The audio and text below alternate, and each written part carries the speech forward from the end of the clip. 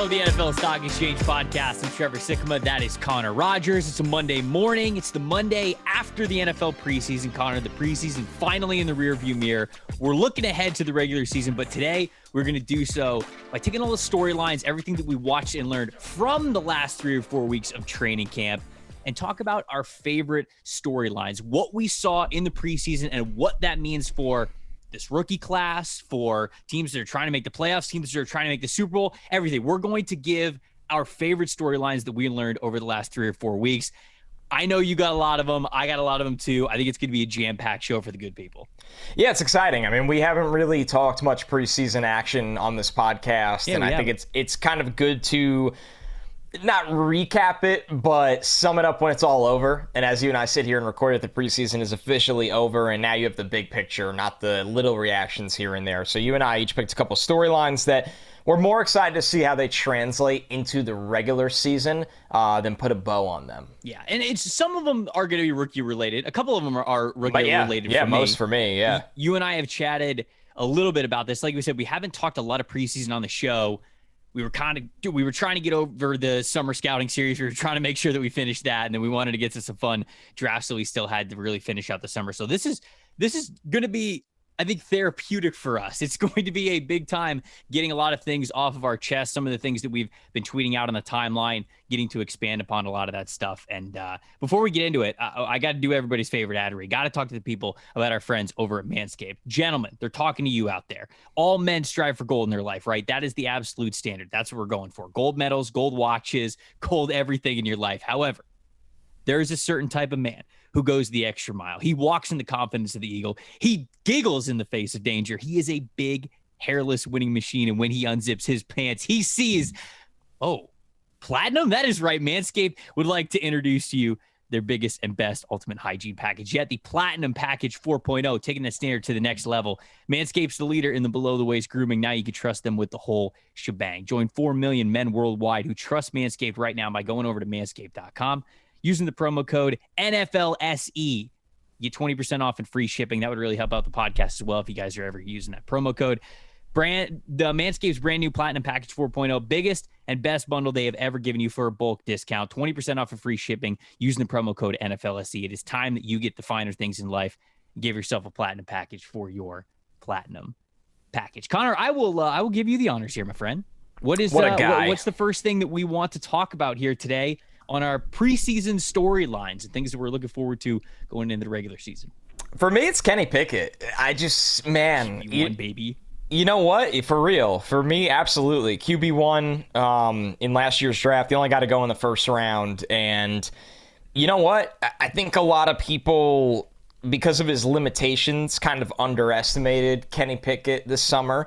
And I'm not saying he's going to go out there and have the arm of Mahomes, the mobility of a Kyler or Lamar, but he does the little things right. And when you're on a roster like the Steelers, where you're throwing to Deontay Johnson or George Pickens having a really, really nice summer, Chase Claypool, Najee Harris, Pat Freiermuth, a lot of Calvin Austin, they're so deep at the skill position.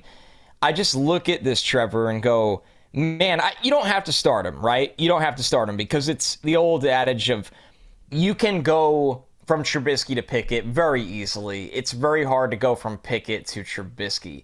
But I have to say, I am very intrigued by Kenny Pickett being the quarterback of this team, not Mitch Trubisky. I think that Kenny is a guy that, very much like Derek Carr and why he got a lot of those comps, understands how to distribute the ball to his playmakers and allow them to do the rest. And I don't know if I could say that about Trubisky really to be with confidence, but with Kenny, even with his limitations, he can do that. And I think that's enough for a Steelers roster that is really, really good. I have some questions about their offensive line, of course. I still have questions about Pickett overall as a rookie quarterback, but I like what I've seen from him this summer. And I think it's going to be a very, very short amount of time before he is the dude under center there. I think you made a really great point there at the beginning when you said you can go from Trubisky to Pickett, but it gets really awkward to go from Pickett to Trubisky. So because of that, I would probably still tell you that Trubisky is the starter for the Steelers and maybe should be the starter for the Steelers. Now, again, I can't say that I've seen every single practice rep, every single practice report from Steelers media and how everything is going there, but it sounds like it's a pretty close competition. Like, even for the people who are caping for Kenny Pickett to be the QB1 right away, it sounds like it's been decently close. And I think that we've seen that when we see some of the preseason games for the Steelers. If it's been close, I'm still starting Trubisky. I'm going to still start Trubisky when the season starts. He looked really nice last year, although in a very limited backup role when he was with the Buffalo Bills. And this is also a guy who, look, the Steelers might be able to have their cake and eat it too. Because if Trubisky looks good, even for a somewhat extended period of time, he continues to have trade value, even though you know that Pickett's probably the guy who is going to be the future of the franchise with you drafting him in the first round. There's just not, to me, the Steelers aren't in this place where they have to figure out what they have in Kenny Pickett, right? Like, I don't think the Steelers are going to be bad enough, and we're going to get into this conversation a little bit more with a couple of other teams. I don't think the Steelers are about to be bad to where you've got to say to yourself, this is a strong quarterback class coming up in theory. We've got to know what we have in Kenny Pickett every step of the way, because we need to know if we want to jump in on this quarterback class. I think the Steelers are going to be a really good football team. Every Mike Tomlin team always is, at least to this point, has it finished with a below 500 record. So with that in mind, again, like I'm kind of with you, and I'm siding more towards the argument that you made at the beginning of your conversation there. I'm going to go with Trubisky probably, but it is going to be intriguing if they go with Kenny Pickett right off the bat, or when they decide to bring him in. How short is the leash for Trubisky? How much are they really jonesing to get Kenny Pickett out there? Because going into the final week of the preseason, he had the highest quarterback rating, I think, among all rookies. It was 138.6, which is his QBR. And no other rookie quarterback had I will say no other rookie quarterback who we think is going to be a potential starter. You know, a Sam Howell, a Malik Willis, a Desmond Ridder, somebody like that. Nobody had a QBR of over 100. So Pickett's been playing really well this preseason, given all the division of snaps that he's had. He has, and they have a pretty tough schedule where it's hard to sit there and go, oh, like this is where it's going to be Pickett time. They'll move off of Trubisky, and because they open up, they're in a brutal division, so that makes the schedule very hard. But opening up in Cincinnati and then getting New England, who's always very well coached on defense, the Browns.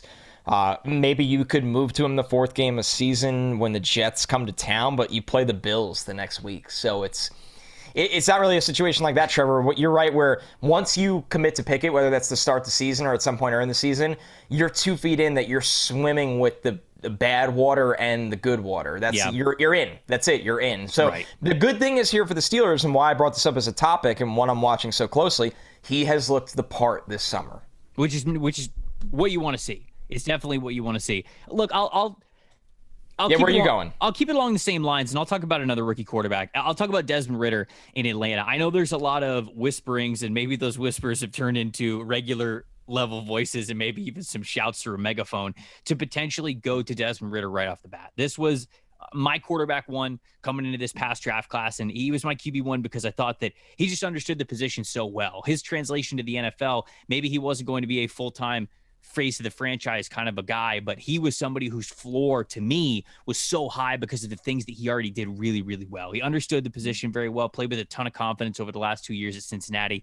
The mechanics have become so flawless, it felt like, from his toes all the way up through his shoulders, and how that throwing motion was releasing the ball exactly where he wanted to go. And I think you saw that a lot over his last 2 years. So now he goes to Atlanta, right? And he's in a quarterback competition, sort of competition, with Marcus Mariota, who former number 2 overall pick himself from the 2015 NFL draft, the guy who had a lot of promise, went through a ton of offensive coordinators in Tennessee, no consistency there, had a lot of injuries, ended up playing with the Las Vegas Raiders last year and looked good, right? And I think that's why he's got this opportunity to start for, albeit a team that's probably not going to make the playoffs, but another starting shot nonetheless. Desmond Ridder comes in this preseason, and I think he looked pretty damn good, man. He had a 70.9 overall passing grade in our grades this season, in this preseason. Had an elite PFF passing grade in that second game of the season, in which he looked pinpoint accurate against the New York Jets when the Falcons were playing against the Jets. It's not like Ridder has not come with his mistakes. He certainly has. But but he's definitely shown you areas of his game where he's got a lot of promise, especially when it comes to working with things very on script. When the offensive line holds up, when the play action's working well, he is able to see the field, I think, really well from a pre-snap perspective, which doesn't always happen as a rookie. And because of that, you're seeing him very confident. He's stepping into throws. He knows where to look. The ball's coming out of his hand very quickly. All of these things are there for Desmond Ridder to think, okay, if you play him in the regular season, maybe you're not really throwing him into the wolves at a negative standpoint. Yeah, I think Desmond Ridder would still struggle if we got to the regular season, but it's not like it would be hopelessly struggling, like you would be ruining him or something. I think that his processing is to the point where he is beyond that kind of damage to what would be a really nice start to his NFL career. The reason why I'm bringing Desmond Ridder up, though, is it's pretty entrenched right now that Mariota is going to start for this team. But should he long-term, I'm not sure, because I don't expect this Falcons team to be very good this year. I think the Falcons are heading towards a top 10 pick in the 2020 I'd say top 5 NFL right now. draft. I'm kind of being nice. Could very well be in the top 5. Could very well even be in the top 3. If that's the case, you got to know what you have in Desmond Ridder, right? Like you've got to play him because of what I brought up earlier. This quarterback class has a chance to be something that's special. And Atlanta does not want to be in a situation like they were in 2020, right? 2021, where Zach Wilson, Justin Fields, Trey Lance, Mac Jones, Trevor Lawrence, all these quarterbacks were kind of there for the taking, not exactly for Atlanta at 3 because there are 3 quarterbacks off the board, but they ended up not taking a quarterback at 4, and they ended up, I don't think, getting aggressive to be in the top 3 or anything like that because they thought they had the situation with Matt Ryan. Now, things soured because of their involvement with Deshaun Watson. I get all that stuff. But ultimately, you don't want to be, if you're the Falcons, the team that passed on a quarterback at the top of the 2021 NFL draft and 2023 if 2023 ends up being really, really good. So I just think that that was kind of a word vomit to say I'm excited about Desmond Ridder. Desmond Ridder showed really nice promise in the preseason. He's understanding the game really well. It does not look too big for him. He looks like a pro already. And you got to know what you're getting with Desmond Ridder if this quarterback class is going to manifest itself for a year from now. You've got to know what you've got and whether or not you can you want to dip into that. So that's kind of my Desmond Ridder take from the preseason. And phenomenal. I completely agree. I look at that situation. Listen, you and I, pretty, majority of the time, our job focus is on the direction of NFL franchises, right? Big picture. It's always good when you can put a team in a bucket, one way or the other. It could be a team that's clearly rebuilding, a team that's clearly contending, and there's a lot of categories that go in the middle of that. I struggle in this era of Falcons football to figure out what they want to be. And I think that, it's pretty clear that with Matt Ryan gone now, a guy that you didn't want to, do any wrong by for how important he was to that franchise, that they are leaning towards a future where their franchise quarterback of the future is most likely not on the roster right now. It's not Marcus Mariota. I don't see this resurgence, this Ryan Tannehill resurgence, with Arthur Smith there. I think Ridder, a guy that I wasn't very high on, to be optimistic. Whether how people feel about him, you're right, Trevor. You need to know. He started for 4 years in college. This isn't Trey Lance coming out of the FCS. This isn't Malik Willis coming out of Liberty. Right. This isn't. Yeah. This guy played for 4 years at Cincinnati and played in some big-time football games. See what you have. Mm-hmm. Find out what you have in him. And if he blows away your expectations, really only throwing to hopefully a healthy Drake London and obviously Kyle Pitts, then if he blows away those expectations, you're going to win more games than obviously somebody like me thinks that they'll be picking in the top 5, where then you're going to build around him. And listen, even if it doesn't work out in that 2 to 3 year window, he flashes this year, but hey, it didn't work out after that, you at least gave it a fair shot. You didn't just, wing it. So I really want to know what the Falcons are, and playing Marcus Mariota, that doesn't tell me anything. It doesn't tell me anything at all. And right. When I say that they're a team that I expect to be picking in the top 5 for Falcons fans listening, I don't really think that's a bad thing for your franchise.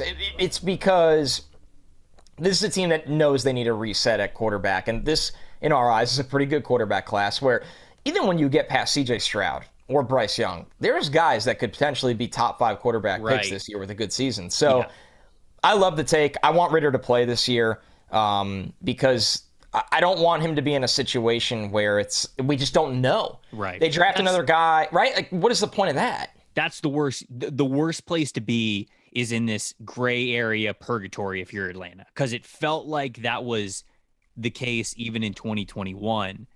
Even before the Deshaun Watson courting things pissed Matt Ryan off and got Matt Ryan out of there, you were basically looking, okay, how much longer is Matt Ryan going to be there? Like, am I just resetting now anyways? So I think they want to get ahead of a lot of that in a really important position. But what's your next point? What's your next takeaway you got? Gonna go with the hype train here. Number one, I have two. Maybe. Number one, we got to talk about Romeo Doubs, right? Because Green Bay is fascinating. Oh, yeah. Yes. Green Bay it's funny how much we have heard and seen, to be fair, we've seen it in games, of Romeo Doubs this summer, and how little we've seen of Christian Watson. Now, I don't think you or I are terribly surprised by Watson's slow start, getting away from health, but just the fact that... I was going to say, he's been hurt, I think. But he has returned to practice. Okay. But yeah, he was hurt for most of it. And just he's a developmental wide receiver, right? Like things got a little out of control with the hype. But the Green Bay is a contender, a no-brainer contender. They have a great defense. They are loaded in the secondary. They can rush the passer. They have so much talent in the middle of the field. They have a guy named Aaron Rodgers at quarterback. They have 2 stud running backs. They're well-coached offensive line. And they're a well-coached team. And it's so fascinating to me that they have this it's almost we've overlooked that so much because of who's Aaron Rodgers throwing to this year, right? And like Sammy Watkins, it's unfortunate, but it's a matter of time before he's hurt. I don't really factor him into that equation. Allen Lazard is a fine player and is going to get his. But if Doubs can build off this big summer he had and such a fascinating draft process where you watch him at Nevada and you go, man, that guy can win down the field. Mm-hmm. He's a burner. He tracks the ball. He's explosive. Then he has this draft process where I think he got dinged up at the Senior Bowl, if I remember correctly. But he also had an injury where he didn't work out throughout the draft process. And a guy like that, so much of his draft stock can be invested in him running in the 4.3s, and he doesn't get to run. Now he goes to Green Bay. Looks like the guy that we saw explode for Nevada. Trevor, to me, if the Doubs hype train carries over into the season, that is a scary element for everybody else in the NFC because the lingering question with the Packers, besides special teams, is who Aaron Rodgers is throwing the ball to. But we've seen without Devontae Adams, when he was 7-0 without him last year, that Aaron Rodgers can take average wide receivers or mid-round or day 3 picks and turn them into legitimate starting wide receivers, and Doubs seems to be the next guy up on that track. Yeah, I think the only thing really standing in the way with, I think is it Doubs or Dubs? So during the draft, we were told it was Doubs. That was the pronunciation guide. Right. I just read an article like a couple days ago. Yes. That's been wrong the whole time. So I give up. And then I listened to the broadcast of the plays he's made in the preseason, and they're calling him Doubs. Okay, then it's Doubs. I'm who knows? It was Doubs. It's like the ETN situation over again now. What was the ETN situation? His the real pronunciation, I believe it's the Cajun way, is A-Chain. A-Chain? You know this with ETN? He said like people have been saying it wrong, but people still call him ETN. Wait, Travis Etienne? Yes. I'm almost positive. He has said this before. It's like Etienne? Something like that, yes. All right, well, I'm calling him Doubs anyway. So yeah, it is. Yep, it's Etienne. The only thing to me that's really standing in the way. Okay, so wait, it's Etienne. It is. That's. I believe he's like a quiet guy, so I think he wasn't correcting people at Clemson for a long time. Okay, all right. We care about pronunciations on the show. Like, we're not being sarcastic. No, I want to get somebody's name right. Same. Like, it's a huge part of draft coverage. My last name is Sikkema. Okay, I grew up playing hockey. I've told people this story before. I grew up playing hockey. Roller or ice? I played both, mainly Sweet. roller though, because I'm from hockey. I'm from Florida. But it's probably a dumb question by me. The coolest moment was in hockey when you play in some of these big games, especially if you play travel ball. you get to do the thing where like you skate out onto the rink or the ice and they will like announce your name and your number. You're like at left wing or at defender or whatever. Yeah. My last name got butchered every single time. And all I wanted was for somebody to say my name correctly over the loudspeaker before a game. That's all I wanted. So we are never, please don't get it twisted, are never trying to make fun of somebody for their name or their pronunciation. But we just want to get it right. Of course, like, well, it's funny. It's funny when idiots like us can't. We don't know. We just somebody tell us. You know what? Let's get Romeo Doubs on the podcast. He can tell us. Dobbs. We want to get it right. I'm sticking with Dobbs. It is Dobbs. They call it Dobbs during the preseason. I'm sticking with Dobbs. What I was saying is the only real issue is the drops. He had 3 drops this preseason. In the second preseason game where he had 5 targets, he had 3 catches and he had 2 drops. Aaron Rodgers has talked about wide receivers got to be more consistent. I think Dobbs has been the big time highlight reel player, especially at the beginning of the training camp session, going throughout the preseason. There's been a lot of really great clips of him at practice. There have been some great clips of him during the game. And I think he could be a fantastic deep threat, especially for a guy like Aaron Rodgers passing the football. But he's just got to be more consistent. And that's got to be something across the board for the Green Bay Packers as a team. Those wide receivers have to be more consistent. And I think that's what it's going to come down to. But I also think that just because that's the case, the targets are up for grabs in that room. Like whoever proves to be Aaron Rodgers' go-to trustworthy targets, they are going to play. It's not like, this guy's a rookie. You know, we can't really get him in the game. We got other guys on the top of the depth chart. They're gonna play whoever's going to become the most reliable guy. So Dobbs has already shown the highlights. Just got to get more consistency. My biggest take is, and this isn't like anything crazy. I mean, Aaron Jones had 65 targets last year. Mm-hmm. Aaron Jones should surpass 80 targets this year. Like, no brainer. Yeah, he will. No brainer. So I think that's like part, but replacing Devontae's targets is a lot more than 15 to 20. Yes. So it's fascinating. Green Bay's a really, really good team, and I'm betting on Dobbs to really fill that void. There we go. What do you got next? I think a lot of people are also doing that. Before I get to my next point, got to tell people that it's time to get ready for week 1 of the NFL with DraftKings Sportsbook, the official sports betting partner of the NFL. If you bet just $5 on any game, okay, listen up, $5 on any game, you get $200 free in free bets instantly. Now everyone can experience the thrill of DraftKings early win promotion. You get up 7. That's it. Okay. If your team gets up 7 that you bet on, you win. That's it. They just got to go up by a touchdown and you win. Doesn't even have to be the final score. If they go up by 7, you win. Bet on any team in the NFL of your choice. And if your team leads by 7 points at any point during the game, you get paid instantly, even if your team loses at the end, which is crazy. Crazy awesome, actually. DraftKings is safe, secure, and reliable. Best of all, you can deposit and withdraw your cash whenever you want. Download DraftKings Sportsbook now. Use the promo code PFF to get that $200 free in bets instantly when you place a $5 bet on any football game. That's PFF, only at DraftKings Sportsbook, 21 or older in most eligible states, but age varies by jurisdiction. Eligibility restrictions apply. See DraftKings.com/sportsbook for terms and resources. If you got a gambling problem, call 1-800-GAMBLER. In Tennessee, call or text the Tennessee Red Line at 1-800-889-9789. In New York, call 877-8-HOPENY or text HOPENY. One per new customer, minimum $5 deposit and wager, $200 issued as 8 free 25 free bets. So you're protecting yourself from yourself a little bit there when you get that free $200. But it also means that you just get to play more throughout the season. So check it out, DraftKings Sportsbook. All right, my next one that I want to go with. This is a team that I think we're going to talk about a lot on this podcast, Connor, and probably not for the best reasons.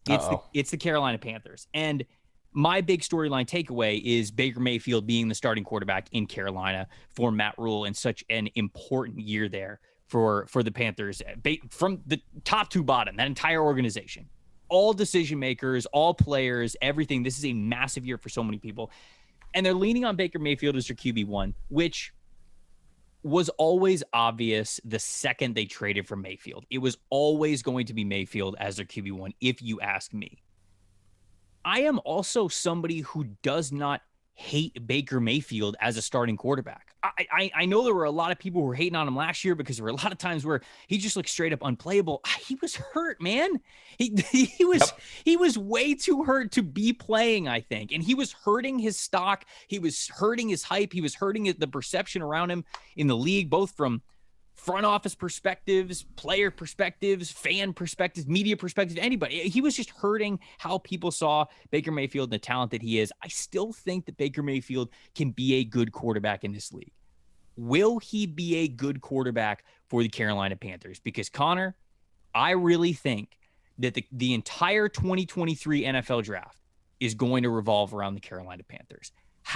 If they can play well enough with Baker Mayfield, maybe they get to the point where they save Matt Rule's job again. This team looks competitive. They want to invest in Baker Mayfield. He gets that second contract with that team. And then all of a sudden, you're kind of invested in Mayfield and invested in the air for another couple of years.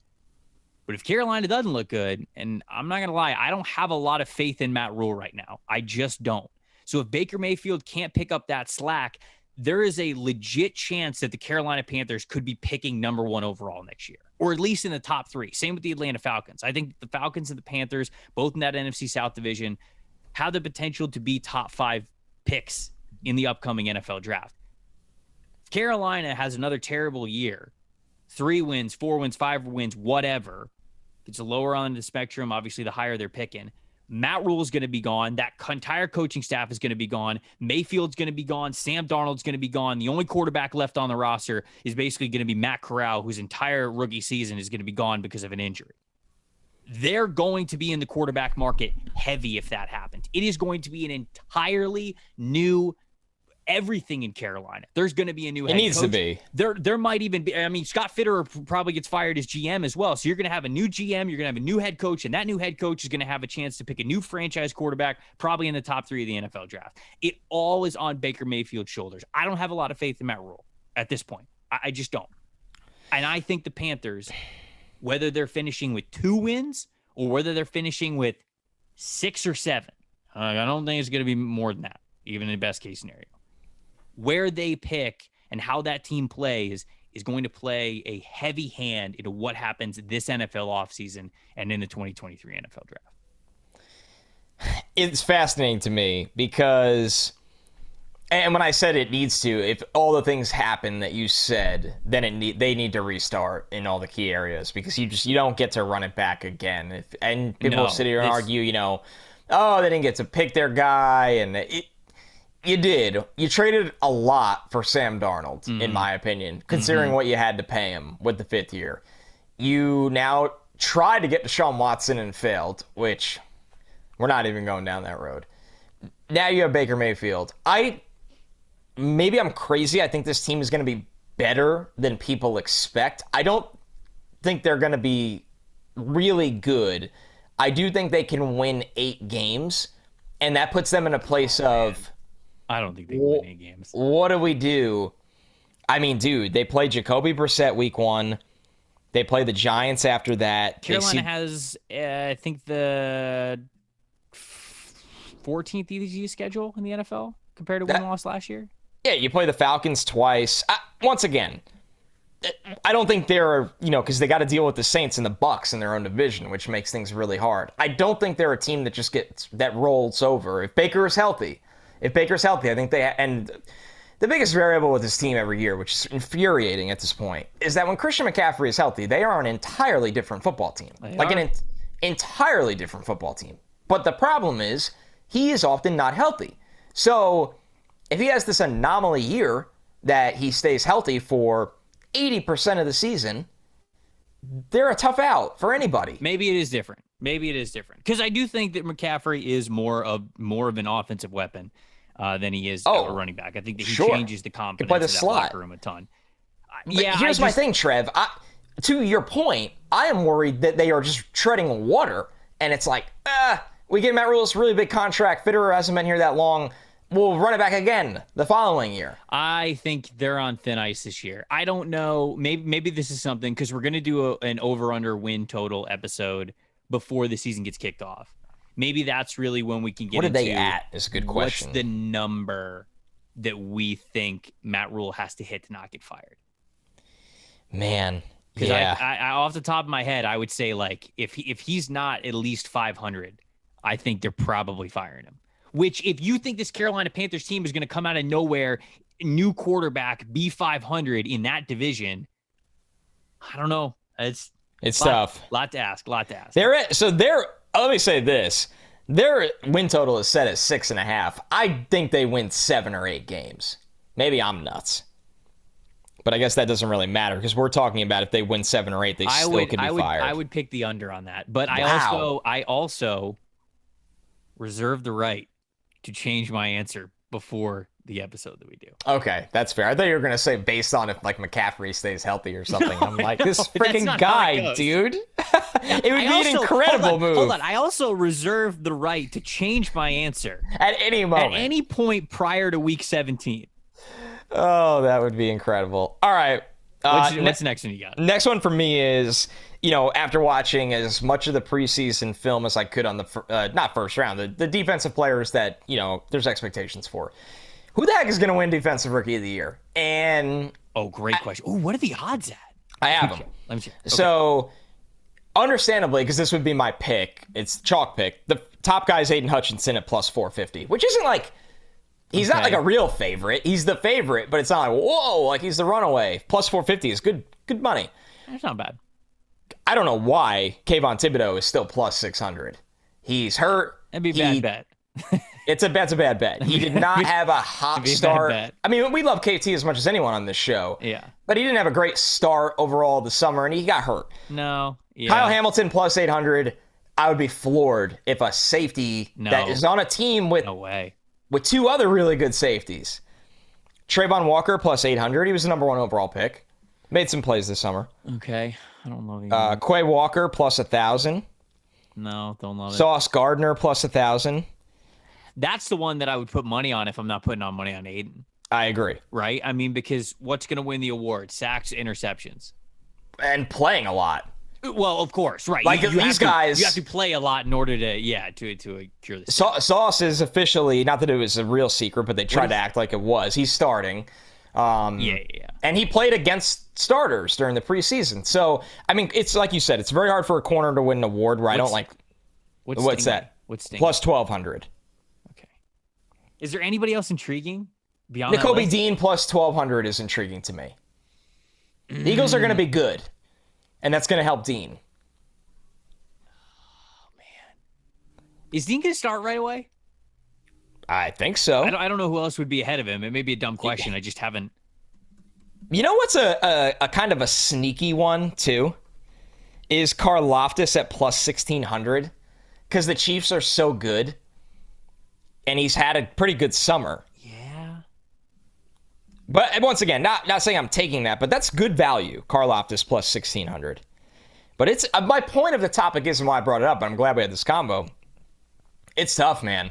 Like, Aiden has not really played a ton, but he's looked really, really good when they've played him. And he's such a high effort guy, even when he's not winning out of the gate, that he's going to have numbers, even if he has a slow start. 100% right. You're 100%. Aiden should be the runaway favorite. I would actually think like he should be plus 300, plus 250, plus 450 is good value for Hutch. Yeah, you can get good money right there. Either way, I think it's interesting to me. I think Defensive Rookie of the Year, this is, I think after Hutchinson, the combo is extremely difficult. Yeah, I'd probably go with some of those guys that are right around 1,000, 1,200. Like I'd look at Sauce, I'd look at Stingley. Those are long shot players. Dean is also very interesting. If he starts sooner rather than later, he didn't even have to start week 1, but if he starts sooner rather than later, that's somebody who could potentially get a ton of tackles.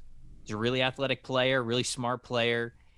I don't know how many interceptions he's going to get because I think those will probably be more luck than anything else in the rookie season. But excellent blitzer, right? Guy who they're going to send plenty on the blitz. Somebody who's very aggressive on the blitz. You start getting backfield production. Now we're talking about something that you can hang your hat on to the voters. So, and he's got Jordan Davis in front of him again, which we know that he loves that. Always a good thing. Run free. Yeah. Always a good thing. All right. So next one for me. You know what? I'm going to show the Miami Dolphins some love. All right? I'm going to show the Miami Dolphins some love. Not popular these days. Excited about the Tua era. And this is probably the first time that I've been on this side of the Tua train, because I'm often on the other side of the train where it's just going full head of steam straight at him, and I don't believe him, and I think it's going to all blow up in their face, because I'm going to be honest, there has not been a lot of reason to believe in Tua over the last 2 years. That's coming from my perspective. I know fans out there have been able to nitpick some stats and say, like, situations here and there, this could be a promise, this could build something else. I just have not had a lot of faith in him over the last couple of years for a multitude of reasons. But for as much as I don't really believe I'm not fully on Tyreek Hill's side, where he's talking about how Tua is more accurate than Mahomes. I do think that Tua has a chance to be really good in this offense, specifically with Mike McDaniel, who I think was a really great play caller, has been for the last couple of years. I love his offensive philosophy. I love the zone running that they're bringing in, the zone offense that they're bringing into Miami. And it's something that I really do think that I agree with people. It plays to his strengths. And you can sit here and say, oh yeah, Jalen Waddle and Tyreek Hill would play to every quarterback's strengths. Okay, you are right, but guess who gets to throw to him?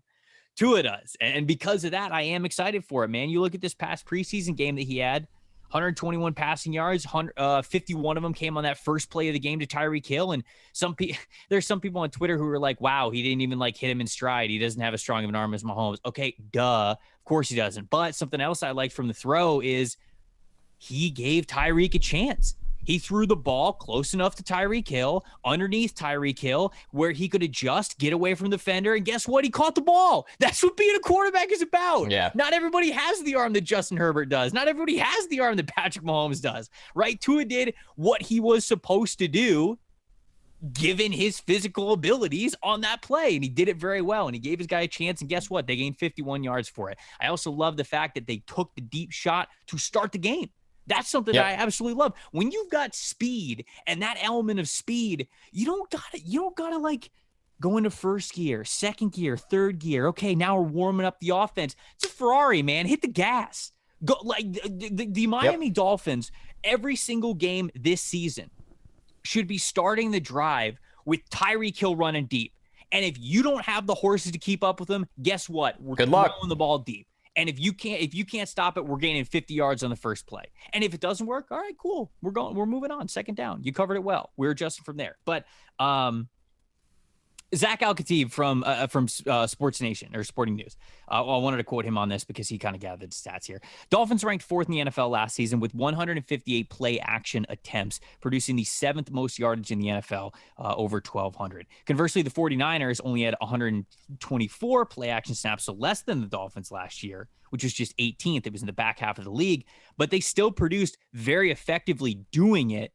Over 1,100 yards, almost 1,200 yards themselves. So they were a top 10 unit there. So even though McDaniel and the San Francisco 49ers didn't run play action as much as the Dolphins did last year, they ran it very, very effectively. So it's something that Tua is going to be able to play off of. I think if they can use their running backs as a threat out of the backfield in the passing game and even just getting chunk gains, you really force the defense to respect it. And then, of course, you get speed coming over the line of scrimmage, whether it's with mesh routes or deep crossers or things over the middle. That's tough to defend with those wide receivers that they have there. They really have a recipe for something to be very special.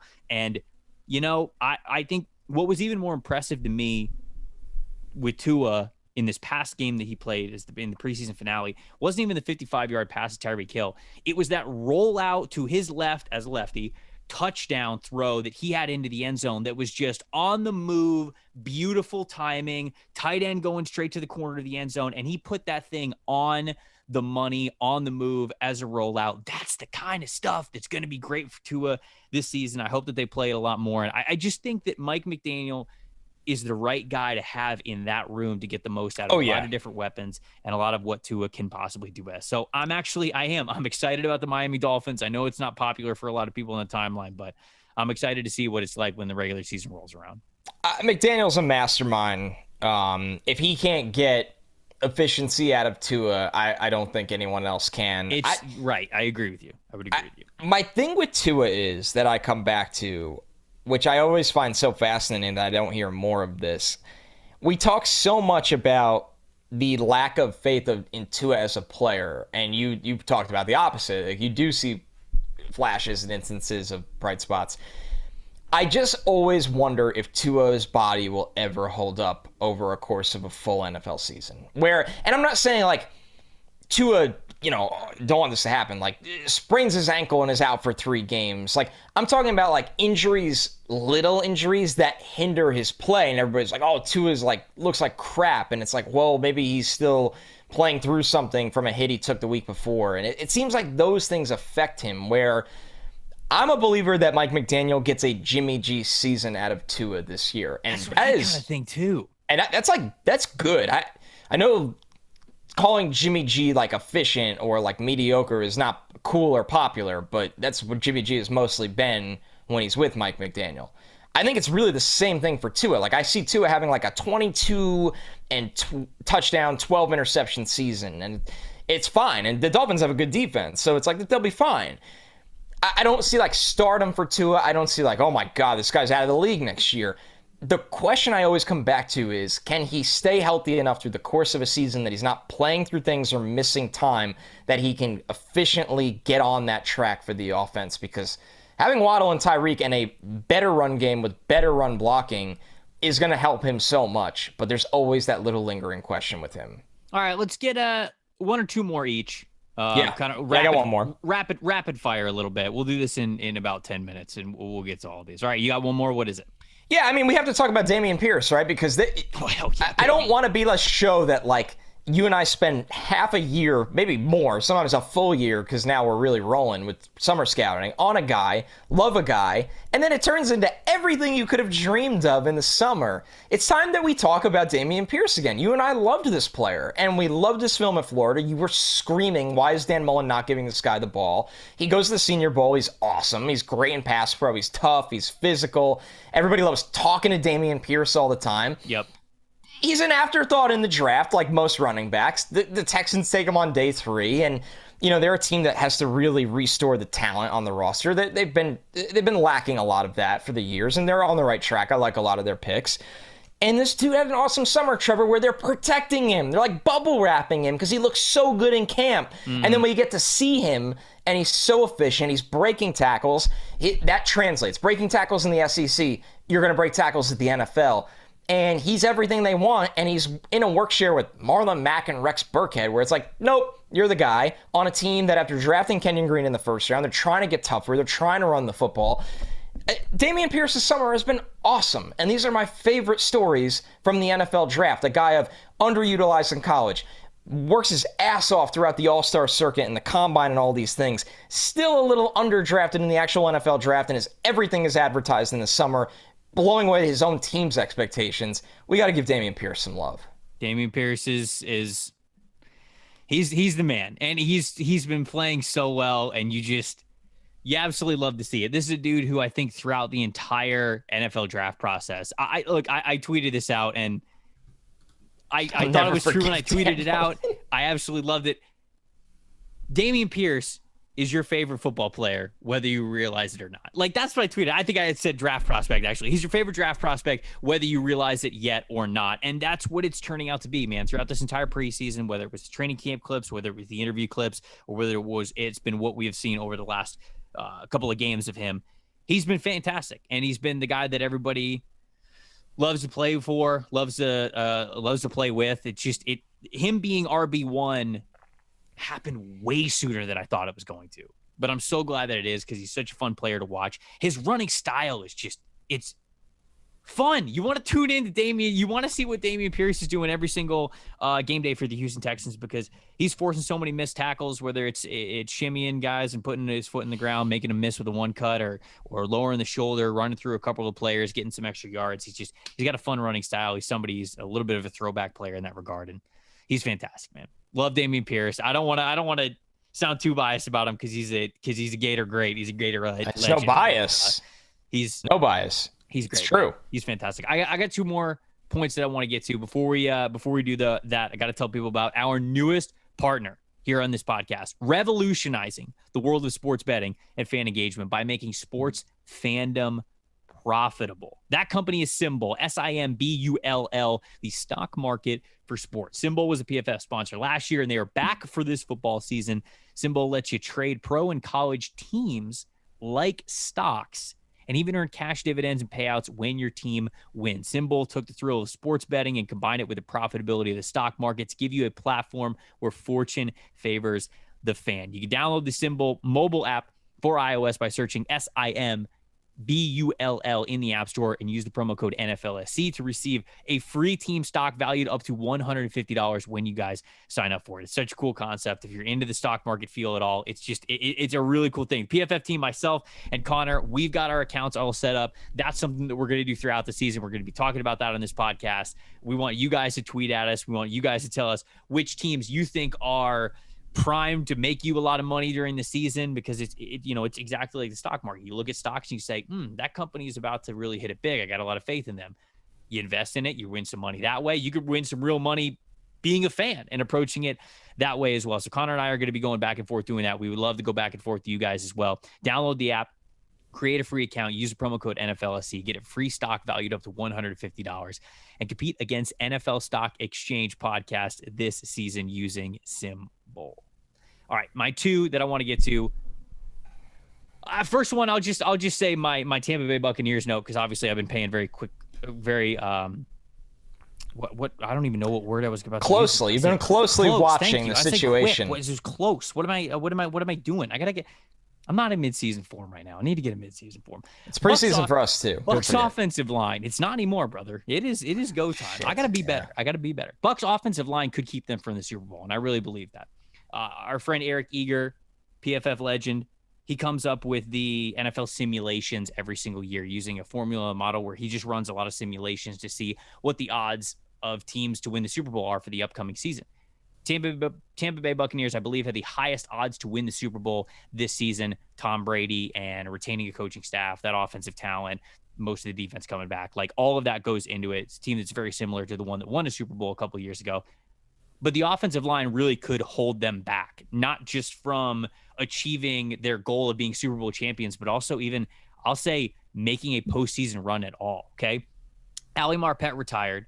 Ryan Jensen suffered a knee injury. He's not going to play for most of the season. They won't even tell people, I guess, what his final injury is and how long he's going to be out. Tristan Wirfs has been beat up this preseason. Aaron Stinney, who was competing for the job at left guard, he tore his ACL. He won't play anymore this season. Backup center Ryan Hainsey, who was in for Ryan Jensen, he got hurt this past preseason game. So did Nick Leverett, his backup. They've got Luke Gadecki with a starting role, who they drafted in the mid rounds of this past draft. Like, people got to realize that when the Bucs won the Super Bowl a couple of years ago, yes, they had Tom Brady. Yes, they had that offense. Yes, they had an incredible defense that year. They were healthy along the offensive line. They were very healthy that entire season along the offensive line. It takes luck to win a Super Bowl. And when I say luck, I don't just mean the ball bouncing the right way. Guys in a very physical, violent game have to stay healthy, especially in the trenches. And the Buccaneers got lucky 2 years ago when they won the Super Bowl because their entire offensive line played most of the season together, and they were fantastic down the stretch. Even if they get Ryan Jensen back, right? Even if they get a couple of these guys back here and there, chemistry is so important. So any injuries to the Bucs, which we are seeing now, could be detrimental for them being a deep playoff team and also to win the Super Bowl. And then the last point that I want to bring up, are we going to get Sam Howell starting this year? I'm very intrigued to see if we're going to, because he started this past preseason game, the final preseason game for the Washington Commanders, played 27 snaps, rushed for 62 yards, passed for 280, had a 68% completion percentage, one touchdown, had an 82.0 run grade, and a 76.8 passing grade. I think even beyond the numbers, though, Connor, Sam Howell plays some inspiring football. Yes, he does. And, if you watch any of those clips that you saw from the third preseason game, the offensive line is failing him, and you got guys tackling him in the backfield, and he's breaking the tackles, and he's running by guys, and he's making something out of it. He looks like Adam Sandler in The Longest Yard sometimes when the offensive line ain't blocking for him, and he's got to pick up the first down. You know what I'm saying? So, and I remember on one of the plays where he got hit in the backfield, shook it off, got a big first down. Yeah. He ran out of bounds towards the Washington bench, and the bench is like going crazy for him. Like, they're loving him. And I'm not saying that like Carson Wentz isn't an inspiring guy, but let's all be honest. Like, Carson Wentz, when he left Indianapolis, it was basically like he was not the leader that they wanted at that quarterback position. Does any of that come up in Washington? Because if it is, Sam Howell's going to be sitting there, and there's going to be players in the locker room who are like, yo, we want to fight for this dude. Like, well, let's put the rookie in. Let's see what the rookie can do if the season starts to go a certain way. So he's not going to start right away. He's not going to start week 1. But keep an eye on Sam Howell. Might get some starting spots as the year goes on. Washington season actually starts really, really soft. So I assume that they're going to have a good start to the season. But who knows? Maybe towards the end of the year, maybe we might get a little bit of Sam Howell earlier than we thought. Even with all of that, you know, if you're not a believer, you are. Isn't it freaking wild he fell to the 5th round? Like, what? With the scarcity of backup quarterback play in the NFL, how did this dude, who was 21 years old on draft night, still 21 as we do this show, who was in the first round of mock drafts the summer before, I get it. He didn't have a great final year at UNC, while the talent also fell off. He lost a lot of talent. It's funny to me. Like, I looked at it, and it's so funny how you look at things before the draft. I thought I was low on Sam Howell. I had him 67th, Trevor. Right. He went in the 5th round. The NFL didn't give two you-know-whats about this guy. And you're Crazy. right. I'll close the show with this. My favorite thing of this preseason was all of the quarterbacks that nobody gave a crap about just balling out. Whether it's, you could only do what you're given, play time with what you're given. People say, it's 3rd or 4th stringers. You go in the game when you go in the game. Right. Sam Howell, Skylar Thompson, Yep. Chris Streveler, like these guys. These are fake names. They are somehow not fake names, and I know there's even more.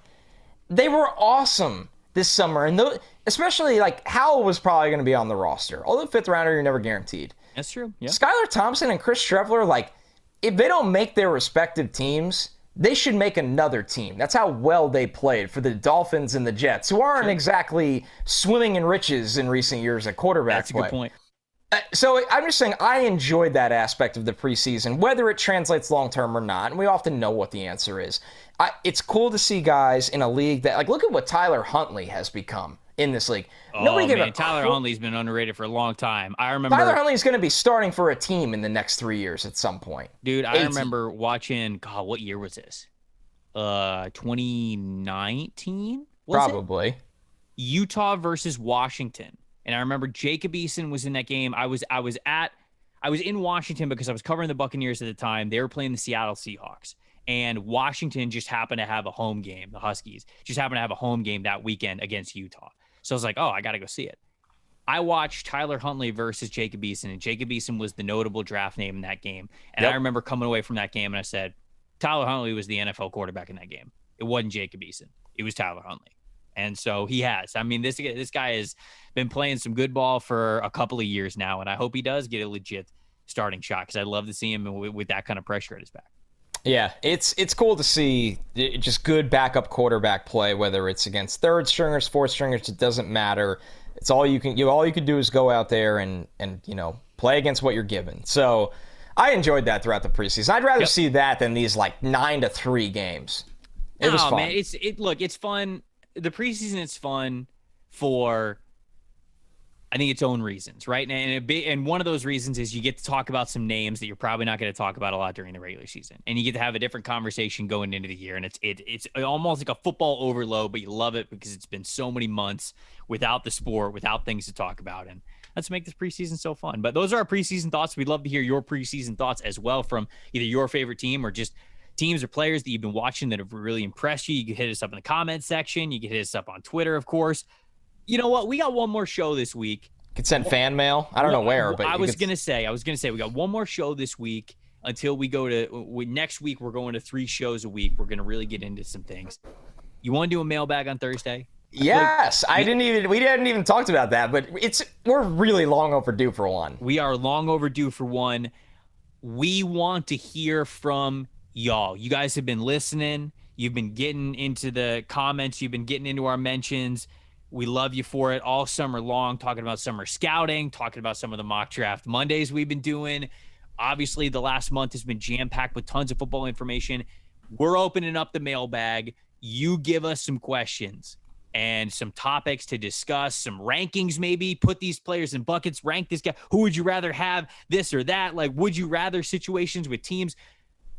Open it up. It's Ask Me Anything kind of a format, but it's a mailbag for you guys. Of course, as always, if you ask us a question with a 5-star review on iTunes, it will Disney fast pass to the front of the line, and we will get to your question at the very beginning of the show, as many as we can for those entries that we have. So if you haven't done that yet, if you haven't given a 5-star review and a question, please do that on our iTunes for our podcast. It's a fun way to help out the pod. And shout out everybody who has done that already. Everybody that did that for the last mailbag. We really, really, really appreciate you guys. That is such a cool thing that you do to help us out and help this podcast out. But yeah, let's do a mailbag, bud.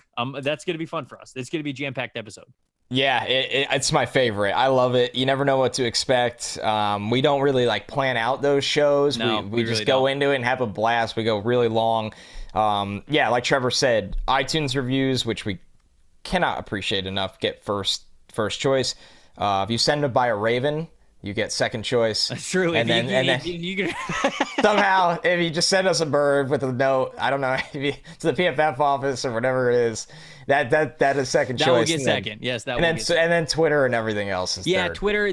We'll probably do the Q&A on the NFL Stock Exchange Twitter account. If you're not following that, I think it's just at PFF_NFLSE. We're probably going to use that for most of the questions, but we'll probably tweet out the little question thing as well to make sure you guys don't miss your chance. But that's coming up on Thursday. I'm Trevor. That's Connor. Thanks, guys, for listening to the NFL Stock Exchange podcast.